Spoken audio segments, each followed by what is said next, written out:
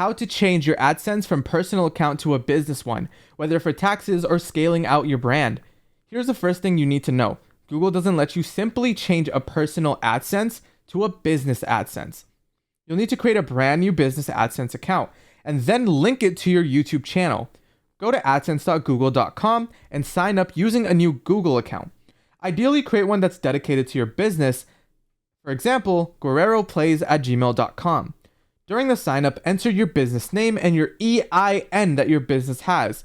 This is important because they have an EIN instead of an SSN, linking it to the business instead of you as a person. And your business bank details, not your personal one. A business bank account is key for tax reporting and payments. Now go back to your main YouTube channel. In YouTube Studio, click Monetization. Go ahead and click Change and follow the steps to link the new business account. YouTube may temporarily pause monetization while it verifies the new AdSense account, but don't panic. It usually takes a few days, and your balance will transfer cleanly. And that's it. Now you've officially switched to a business AdSense account. Subscribe if this helped.